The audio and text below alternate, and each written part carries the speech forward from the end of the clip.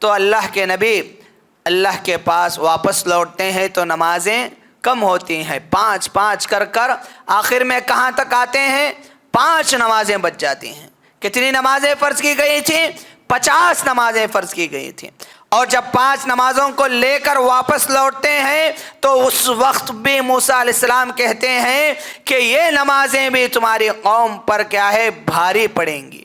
آج ایسے ہی ہو رہا ہے۔ 5 وقت کی نمازیں جس کے متعلق موسیٰ علیہ السلام نے کہا کہ 5 نمازیں بھی تمہاری قوم کے لیے بوجھ بنیں گی، تو آج ہم لوگ ویسے ہی بن گئے ہیں کہ اللہ کے نبی نے فرمایا جو لوگ نماز چھوڑ رہے تھے ان سے متعلق کہ اگر خاص کر فجر کی نماز چھوڑنے والے، ان کے متعلق اللہ کے نبی نے کہا کہ مجھے اس بات کا خوف نہ ہوتا کہ ان کے گھروں میں بچے اور عورتیں سو رہے ہیں تو میں ان کے گھروں کو آگ سے جلا دیتا، میری جگہ پر کسی اور کو نماز کے لیے کھڑا کر دیتا، اور میں جا کر جو لوگ گھروں میں سو رہے ہیں ان کے گھروں کو آگ سے جلا دیتا۔ یہ نماز کی اہمیت ہمیں اس بات سے معلوم ہوتی ہے۔ کامیابی یہ ہے کہ دنیا میں اللہ رب العالمین کے گھر میں آ کر سجدہ کرنے کا موقع ملے، اللہ رب العالمین کے حضور میں آ کر جھکنے کا موقع ملے، اللہ رب العالمین کے حضور میں آ کر نماز پڑھنے کا موقع ملے۔ کیوں؟ اس لیے کہ جو آدمی دنیا میں اللہ رب العالمین کے گھر میں آ کر نہیں جھکتا، جو آدمی دنیا میں اللہ رب العالمین کے گھر میں سجدہ نہیں کرتا، کل قیامت کے دن جب حکم ہوگا، اللہ رب العالمین کہے گا کہ سجدہ کرو، تو وہ لوگ جو دنیا میں سجدہ نہیں کرتے تھے وہاں پر سجدہ کرنا چاہیں گے، جھکنا چاہیں گے، لیکن جھک نہیں پائیں گے۔ کیوں؟ اس لیے کہ اللہ رب العالمین ان کی پیٹوں کو تخت بنا دے گا، ان کی پیٹوں کو سخت کر دے گا، جس کی وجہ سے جھکنے کی کوشش کریں گے، جھک نہیں پائیں گے۔ عن المنکر واصبر على ما اصابك، وقال الله تعالى وأمر أهلك بالصلاة واصطبر عليها لا نسألك رزقا، وقال النبي صلى الله عليه وسلم العهد الذي بيننا وبينهم الصلاة۔ معزز اسٹیج پر موجود علماء اور دعات، حاضرین مجلس، پردہ نشین اسلامی مائیں اور بہنیں، الحمدللہ آج کا انشاءاللہ میں آپ لوگوں کے سامنے اب نماز کی اہمیت اور بے نمازی کا انجام اس عنوان پر قرآن اور حدیث کی روشنی میں کچھ باتیں رکھنے کی کوشش کروں گا۔ اللہ سے دعا ہے کہ اللہ ہم سب کو جو باتیں ہم سننے والے ہیں ان پر عمل کرنے کے اللہ توفیق عطا فرما، آمین۔ محترم بھائیوں، نماز یہ اللہ رب العالمین نے مؤمنوں کے لیے عطا کیا ہوا ایک عظیم تحفہ ہے۔ نماز انسان کی زندگی میں سکون حاصل کرنے کا بہترین ذریعہ ہے۔ نماز اللہ کی مدد حاصل کرنے کا بہترین ذریعہ ہے۔ نماز ایک انسان کو ایمان پر باقی رہنے کے لیے ضروری اور لازمی ہے۔ اگر آدمی نماز کو چھوڑ دے گا، نہ ہی وہ ایمان والا رہ سکتا ہے، نہ ہی وہ برائیوں سے دور رہ سکتا ہے، اور نہ ہی وہ سکون اور اطمینان کی زندگی گزار سکتا ہے۔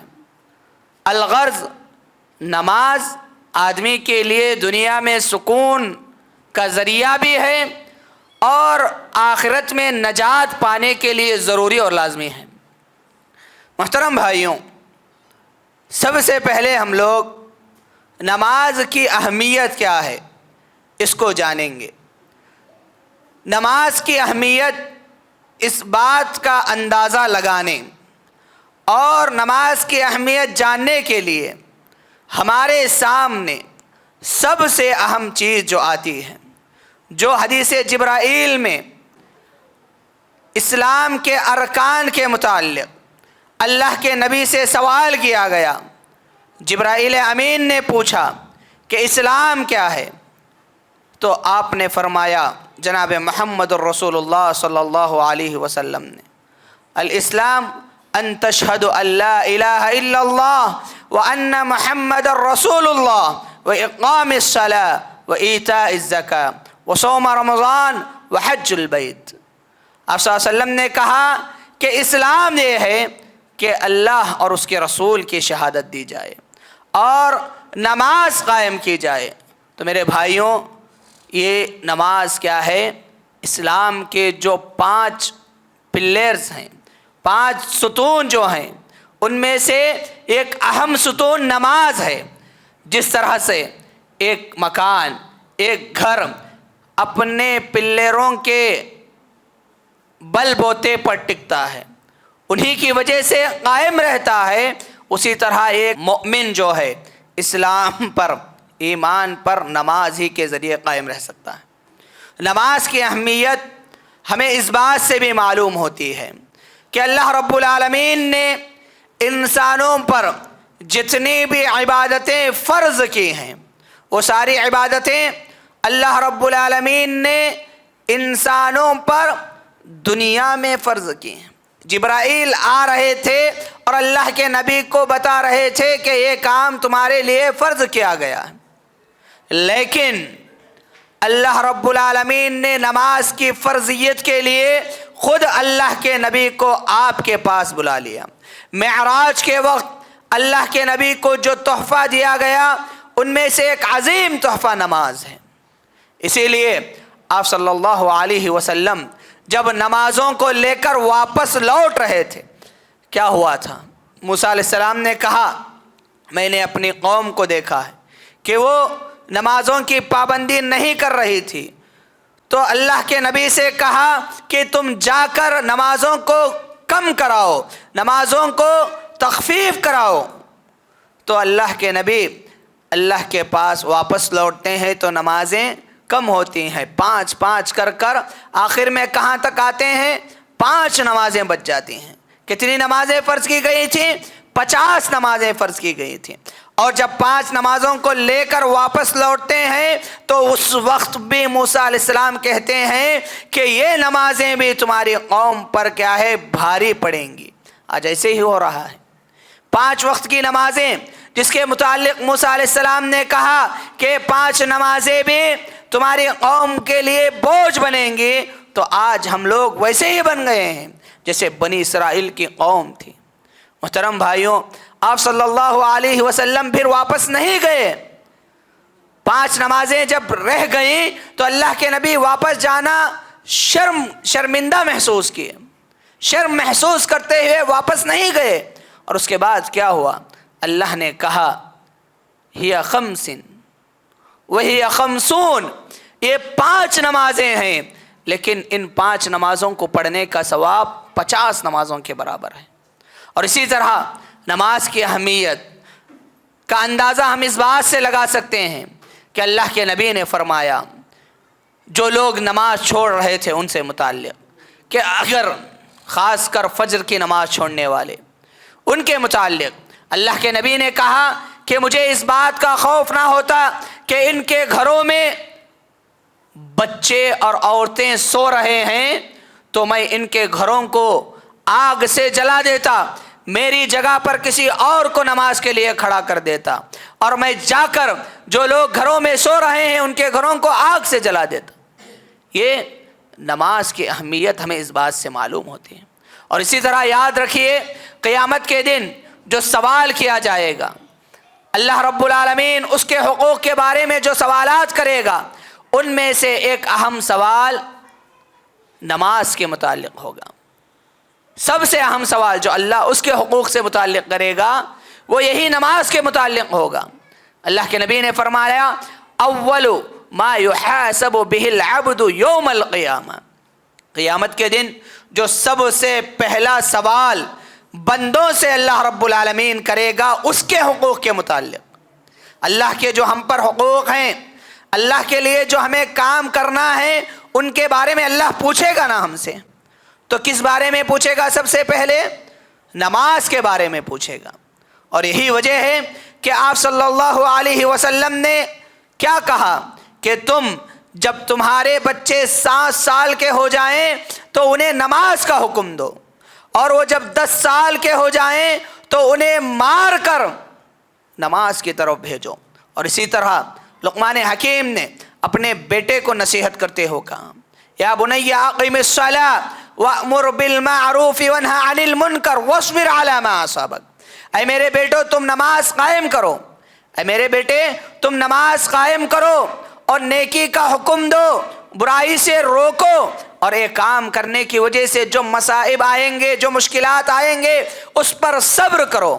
اور اللہ رب العالمین نے عمومی طور پر سارے لوگوں کو حکم دیتے ہوئے کہا وَأْمُرْ أَهْلَكَ بِالصَّلَاةِ وَاصْطَبِرْ عَلَيْهَا، اے لوگو تم اپنی اولاد کو، اپنے گھر والوں کو، اپنے اہل و عیال کو نماز کا حکم دو۔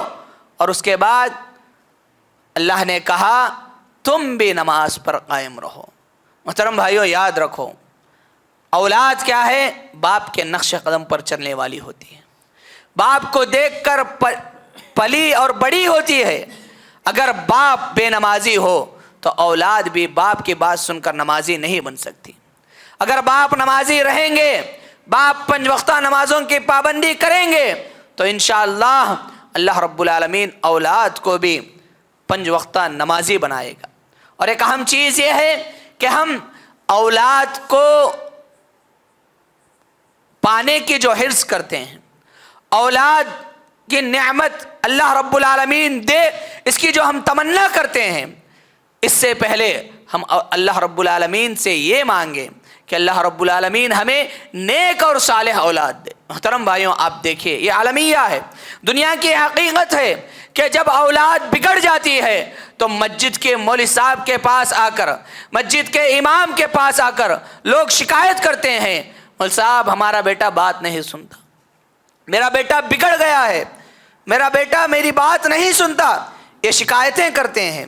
لیکن کبھی بھی کوئی ایک عالم کے پاس آ کر یہ نہیں کہتا مول صاحب میرے لیے دعا کرو کہ اللہ مجھے نیک اولاد دے۔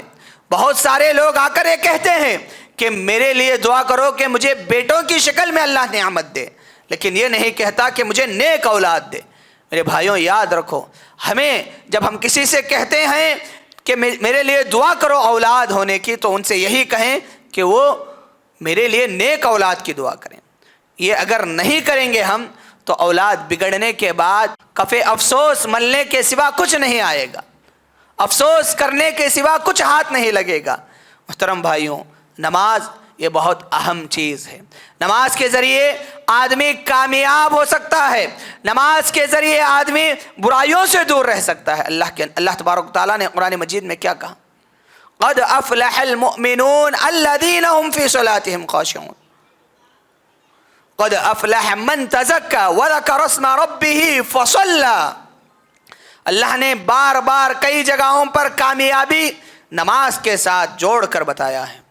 کامیابی نماز کے ساتھ مضمر ہے، نماز کے ساتھ جڑی ہوئی ہے۔ ہم لوگ اگر کامیاب ہونا چاہتے ہیں تو نمازیں پڑھنا چاہیے۔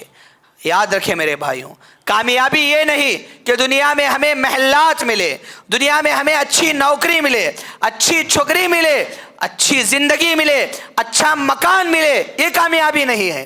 بلکہ کامیابی یہ ہے کہ دنیا میں اللہ رب العالمین کے گھر میں آ کر سجدہ کرنے کا موقع ملے، اللہ رب العالمین کے حضور میں آ کر جھکنے کا موقع ملے، اللہ رب العالمین کے حضور میں آ کر نماز پڑھنے کا موقع ملے۔ کیوں؟ اس لیے کہ جو آدمی دنیا میں اللہ رب العالمین کے گھر میں آ کر نہیں جھکتا، جو آدمی دنیا میں اللہ رب العالمین کے گھر میں سجدہ نہیں کرتا، کل قیامت کے دن جب جو حکم ہوگا، اللہ رب العالمین کہے گا کہ سجدہ کرو، تو وہ لوگ جو دنیا میں سجدہ نہیں کرتے تھے وہاں پر سجدہ کرنا چاہیں گے، جھکنا چاہیں گے، لیکن جھک نہیں پائیں گے۔ کیوں؟ اس لیے کہ اللہ رب العالمین ان کی پیٹھوں کو تخت بنا دے گا، ان کی پیٹھوں کو سخت کر دے گا، جس کی وجہ سے جھکنے کی کوشش کریں گے، جھک نہیں پائیں گے۔ میرے بھائیوں یاد رکھو، آخرت کی کامیابی دنیا کے نیک اعمال سے جڑی ہوئی ہے۔ اسی لیے اللہ نے کہا الذی خلق الموت والحیاۃ لیبلوکم ایکم احسن عملا، ہم نے موت اور حیات اس لیے دی ہے تاکہ ہم دیکھیں کہ کون نیک اعمال کرے گا۔ آپ جتنے بھی دیکھ لیں جو سوالات ہوتے ہیں قبر میں، ہم لوگ یاد کر لیے تو کیا ان سوالات کے جواب دے سکیں گے؟ من ربک ما دینک من نبیک، بہت آسان سوالات ہیں، لکھ لے کو۔ جیسے ایگزام میں جا کر ہمیں رٹا مار کر ایگزام کا امتحان دیتے ہیں، کیا یہ 3 سوالات کے جوابات میرا رب اللہ ہے، میرے نبی محمد صلی اللہ علیہ وسلم ہے، میرا دین دین اسلام ہے، ان کو یاد کر لے کر خبر میں جواب دے سکیں گے؟ ہرگز نہیں۔ کب دے سکیں گے؟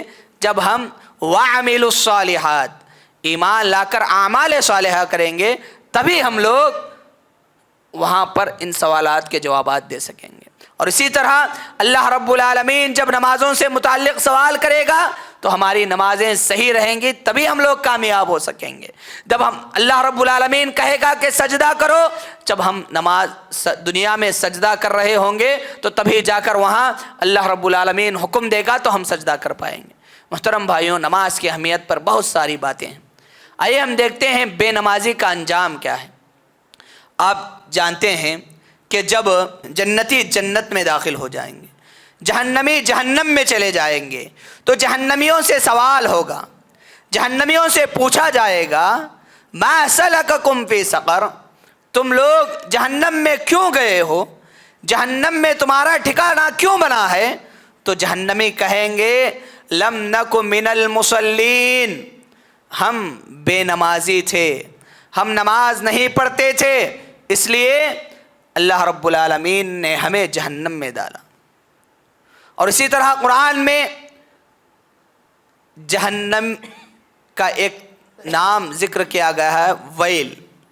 ویل مانے جہنم کا سب سے خطرناک اور نچلا حصہ۔ تو قرآن میں بعض لوگوں کو ویل کی سزا سنائی گئی ہے، ان میں سے ایک وہ لوگ ہیں جو بے نمازی ہیں۔ فویل للمصلین الذین هم عن صلاتهم ساہون۔ اور یاد رکھو، یہاں پر ان لوگوں کے بارے میں نہیں بولا جا رہا ہے جو مسلمان نہیں ہیں، یہاں جو بتایا جا رہا ہے وہ کلمہ پڑھے سو مسلمانوں کے بارے میں ہے۔ ہم کیا سمجھتے ہیں کہ میں کلمہ پڑھ لیا، میں مسلمان ہوں، میں کامیاب ہو جاؤں گا، کسی نہ کسی طریقے سے جنت پہ چلے جاؤں گا۔ جائیں گے، آپ جائیں گے، کلمہ پڑھے تھے جائیں گے، لیکن کب؟ اس وقت جائیں گے جب آپ کو جہنم نے اپنے کیے ہوئے برے اعمال کی سزا کاٹنا پڑے گا۔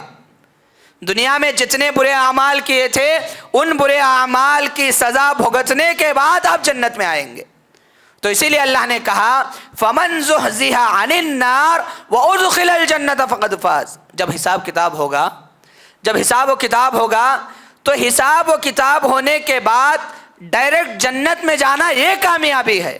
ایسا نہیں کہ جہنم میں جا کر جتنے گناہ کیے تھے، ظلم کیے تھے، نماز چھوڑے تھے، بہت سارے بے حیائی کے کام کرے تھے، ان سارے کاموں کی سزا پانے کے بعد جنت میں آئے، تو یہ کامیابی نہیں ہے۔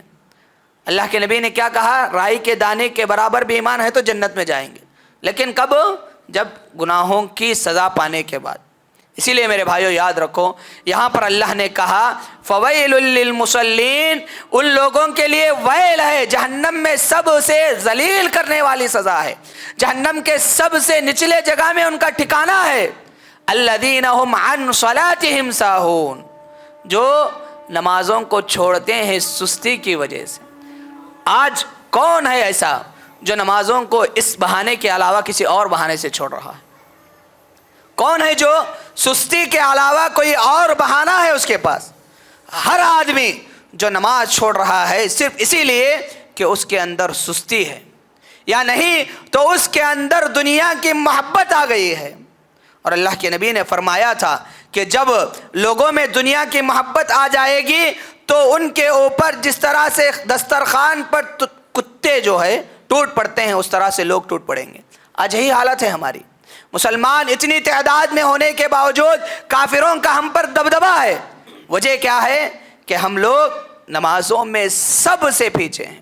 آج دیکھیے نماز جمعہ میں جس تعداد میں لوگ رہتے ہیں اسی جمعہ کی فجر نماز میں وہ تعداد نہیں رہتی۔ مسجد کے امام، مؤذن اور ایک دو لوگوں کے علاوہ کوئی اور مسجد میں نہیں نظر آتا۔ محترم بھائیوں، نماز یہ ایسی عبادت ہے کہ اللہ کے نبی نے نابینا صحابی جنہیں آنکھیں نہیں دکھتی ان سے بھی کہا تھا کہ اگر تمہارے کانوں میں اذان سنائی دے رہی ہے تو تمہیں نماز کو مسجد میں آ کر پڑھنا ہے۔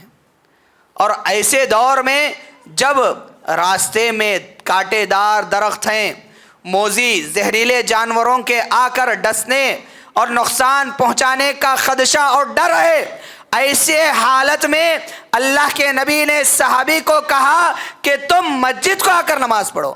آج ہمارے پاس اچھی سواریاں ہیں، مسجد میں الحمدللہ گھر سے بہترین ایئر کنڈیشنر ہے، اس کے باوجود ہم لوگ نماز کو مسجد کو نہیں آ رہے ہیں۔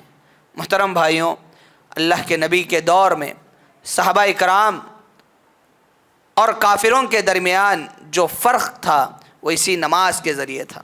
العہد الذی بیننا وبینہم الصلاۃ، ہمارے اور کافروں کے درمیان جو فرق ہے وہ اسی نماز کے ذریعے کیا جاتا ہے۔ بین العبد وبین الکفر والشرک ترک الصلاۃ، آدمی اور کفر اور شرک کے درمیان فرق کرنے والی چیز نماز ہی ہے۔ محترم بھائیوں، بے نمازی کا بہت برا انجام ہے، بے نمازی کافر کے درجے پر پہنچ جاتا ہے۔ اسی لیے علماء نے بے نمازی کے بارے میں جو باتیں کہی ہیں ان میں سے ایک بات یہ ہے کہ جو آدمی بے نمازی ہے اس کوئی نماز جنازہ بھی نہیں پڑھی جائے گی اور اس کو غسل بھی نہیں دیا جائے گا اور اسے مسلمانوں کے قبرستان میں دفن نہیں کیا جائے گا۔ علماء نے، اسلاف نے جو اتنے سخت الفاظ بے نمازیوں کے بارے میں کہے ہیں وہ کیوں ہیں؟ اس لیے کہ اللہ کے نبی کے واضح فرمان ہیں کہ بے نمازی جو جان بوجھ کر سستی کی وجہ سے نماز کو چھوڑ دیتا ہے تو وہ آدمی کیا ہے؟ کافر ہے، وہ آدمی ایمان والا نہیں ہے۔ یہی وجہ ہے کہ عمر بن خطاب رضی اللہ عنہ جب اپنے زمانے خلافت میں کسی آدمی کو عہدہ دیتے، کسی آدمی کو خلافت کے وقت میں کہیں کا گورنر بنا کر بھیجتے، کسی مقام کا امیر بنا کر بھیجتے تو یہ دیکھتے کہ وہ نمازی ہے یا نہیں۔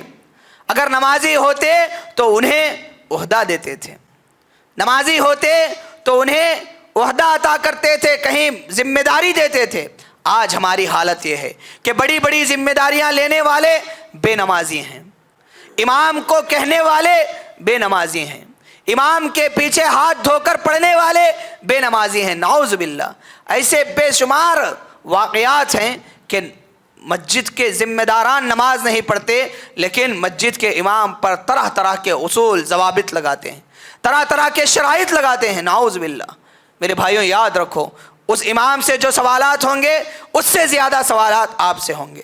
اسی لیے آپ نے سنا کہ عمرو بن عاص رضی اللہ عنہ جب سکرات کی حالت میں تھے تو رو رہے تھے، ان سے سوال کیا، پوچھنے والوں نے پوچھا کہ کیوں رو رہے ہو؟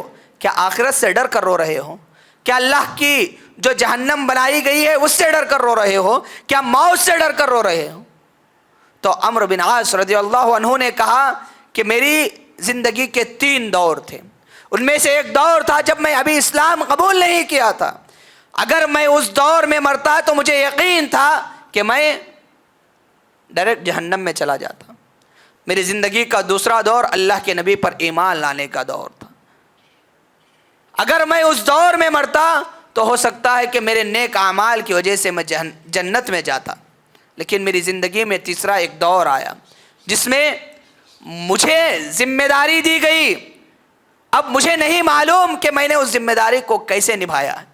اب مجھے اس بات کا ڈر ہے کہ کہیں میں اس ذمہ داری کی وجہ سے جہنم میں نہ چلا جاؤں. محترم بھائیوں، دیکھیے ویسے تھے لوگ صحابہ کرام. آج ہماری حالت کیسی ہے؟ ہم اپنی ذمہ داری رہنے کے باوجود، ذمہ دار ہونے کے باوجود نمازوں میں سب سے پیچھے رہتے ہیں. آج نمازیوں کی حالت ایسی ہے، یا تو جمعے میں آتے ہیں، یا عیدین کی نماز میں آتے ہیں، یا جنازے کی نماز میں آتے ہیں. نعوذ باللہ. یاد رکھیں میرے بھائیوں، نماز کو جان بوجھ کر چھوڑنے والا، نماز کو سستی سے چھوڑنے والا منافق ہے. منافقین کی جو علامتیں قرآن و حدیث میں بتائی گئی ہیں ان میں سے ایک یہ بھی ہے کہ نماز کو سستی کی وجہ سے چھوڑ دیتے ہیں. جن کے دل میں مکمل طور پر ایمان نہیں آتا، ظاہری طور پر لوگوں کو دکھانے کے لیے مسلمان بنتے ہیں، ظاہری طور پر لوگوں کے سامنے مسلمان کہلانے کے لیے زندگی گزارتے ہیں. ایسے لوگ منافق ہو جاتے ہیں جو نماز کو سستی کی وجہ سے چھوڑ دیتے ہیں. تو میرے بھائیوں، اس کے علاوہ اور بھی بہت ساری باتیں ہیں نماز کی اہمیت اور بے نمازی کے انجام کے بارے میں. ضرورت اس بات کی ہے کہ ہم ان باتوں کو جو ہم سنے ہیں ان باتوں کو سامنے رکھتے ہوئے نماز کی اہمیت کو سمجھیں. نماز نہ پڑھنے پر کتنا برا انجام ہو سکتا ہے، اس کو ذہن میں رکھتے ہوئے خود نماز کی پابندی کریں، خود نماز کی پابندی کریں، اور اپنے گھر میں بچوں کو، اپنے بیوی کو بھی نماز پڑھنے کا حکم دیں. خاص کر عورتیں، ان کے لیے یہ بہترین ذریعہ ہے جنت میں جانے کا کہ وہ فرض نمازیں پڑھ لیں، اپنی شوہر کی خدمت کر لیں اور فرض روزے رکھ لیں تو وہ آسانی کے ساتھ جنت میں چلی جا سکتی. اگر وہ صرف فرض نمازیں پڑھ لیں، فرض روزے رکھ لیں اور اپنے شوہر کی خدمت کر لیں تو وہ آسانی کے ساتھ جنت میں چلی جا سکتے ہیں. مرد یہ 3 کام کر لے تو کافی نہیں ہے، اور بھی کرنا پڑتا ہے، اور بھی بہت ساری چیزیں کرنی پڑتی ہیں مردوں کو. لیکن عورتوں کو جنت میں جانے کے لیے اپنے شوہر کی خدمت، نماز فرض اور روزوں کی پابندی کر لے تو کافی ہے. تو اسی لیے میرے بھائیوں، ان چیزوں کو سمجھیں، ان چیزوں کو سمجھ کر اس پر عمل کرنے کی کوشش کریں. نماز اتنی اہم عبادت ہے کہ اللہ کے نبی اپنی زندگی میں چاہے کسی بھی حالت میں ہو نماز کو نہیں چھوڑے. یہاں تک کہ نماز جنگ کی حالت میں بھی فرض ہے. نماز کیا ہے؟ جنگ کی حالت میں بھی فرض ہے. صحابہ اکرام جنگ کی حالت میں بھی نماز پڑھتے تھے. ایک جماعت نماز پڑھتی تو دوسری جماعت جنگ کرتی تھی، اور جب یہ نماز ایک جماعت جو نماز سے فارغ ہوتی تو دوسری جماعت آ کر نماز پڑھ لیتی تھی. وہ الگ مسئلے ہیں کہ کیسے پڑھنا ہے، کتنے رکعت ہیں، وہ سب تمام مسائل الگ ہیں. لیکن نماز جو ہے جنگ کی حالت میں بھی فرض ہے. جنگ میں بھی اسے چھوڑنے کا حکم نہیں ہے. یہاں تک کہ آدمی بیمار ہے، اس کے اعضاء کام نہیں کر رہے ہیں لیکن ہوش ٹھکانے میں ہے. ہوش کیا ہے؟ ٹھکانے میں. کوما میں نہیں گئے لیکن ہاتھاں پیرا کام نہیں کر رہے، عقل کام کر رہی، سب سمجھ رہے، تو نماز اس حالت میں بھی فرض ہے. اشاروں سے پڑھنے کا اللہ کے نبی نے حکم دیا. اگر کھڑ کر نہیں، بیٹھ کر نہیں، لیٹ کر بھی نہیں، تو اشاروں سے بھی نماز پڑھنے کا اللہ کے نبی نے حکم دیا. یاد رکھیے، ایک بے نمازی مردہ ہے. جس طرح روح نہ رہنے والی جسم کی کوئی اہمیت نہیں ہے، اسی طرح ایک نماز نہیں پڑھنے والے انسان کی حالت بھی ویسے ہی ہے. ایک نماز نہیں پڑھنے والا انسان مردے کی طرح اور اس سے بھی بدتر ہے. اس لیے اللہ نے کہا اولئک کالانعام بل ھم اضل، یہ لوگ جانوروں سے زیادہ بدتر ہیں. تو میرے بھائیوں، بہت ساری باتیں ہیں. اللہ سے دعا ہے کہ اللہ رب العالمین ہم نے جتنی بھی باتیں سنی ہیں نماز سے متعلق، نماز کی اہمیت اور اس کے انجام سے متعلق، اللہ ان باتوں کو سامنے رکھ کر ہمیں نمازوں کی پابندی کرنے کی توفیق عطا فرما. اے اللہ ہم سب کو اپنے ساتھ ساتھ اپنے اہل و عیال کو بھی نمازوں کا حکم دینے کے اللہ تعالیٰ توفیق عطا فرما. آمین. وآخر دعوانا ان الحمد للہ رب العالمین، وصلی اللہ علی نبینا محمد وعلی آلہ وصحبہ اجمعین.